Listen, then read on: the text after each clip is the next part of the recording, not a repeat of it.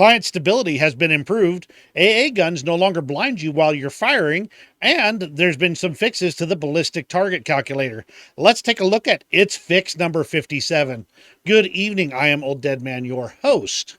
Thank you for joining me today. I appreciate you being here. We're looking at its fix number 57 that's released on Gaijin's website. Let's get started right into it.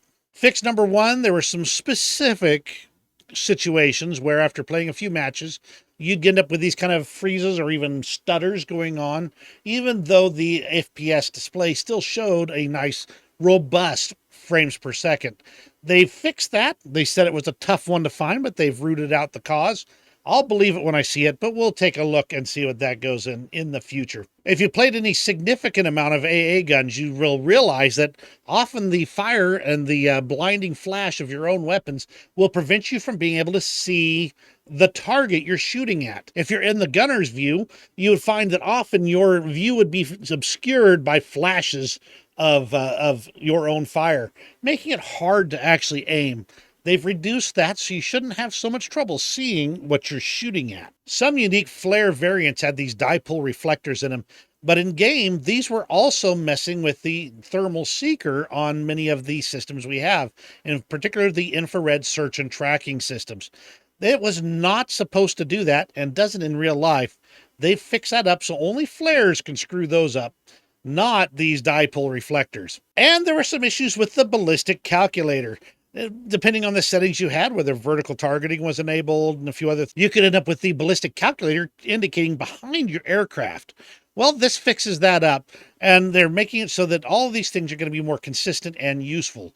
They should have better ballistic calculators, more accurately putting your fire on target. Finally, out of the package of fixes that have popped up as part of its fix number 57, we've got a few other ones that you might want to take a look at. The whole package has a lot of minor things, but here's a couple that caught my eye. The Merkava Mark 4B and 4M had a bug that prevented damage to the crew from penetrations through the transmission and engine. If you go through those items and you still have ammunition going out the far side, you should be killing crew. And it wasn't doing it. So that fixed that right up. The AMX-30 DCA has its belt reload time reduced from 50 to 30 seconds. That's going to help a ton. And the Falcon also got its belt reload time reduced from 50 seconds to 4. Falcons are already pretty lethal pieces of kit. This is going to make them very much more effective. The AIM-54A's had its remote fuse radius increased from 8 to 20 millimeters, and this is one that's been sticking around for a long time.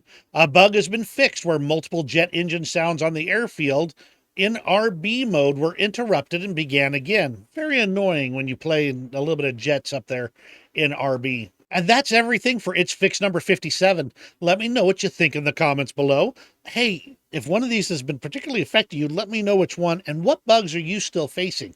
Give me a thumbs up if you enjoyed this video. You have a great rest of your day, and we'll see you in War Thunder. Stability has been improved. AA no longer blinds you when you fire, and I totally forgot the third item. Dang it! And some fixes to the ballistic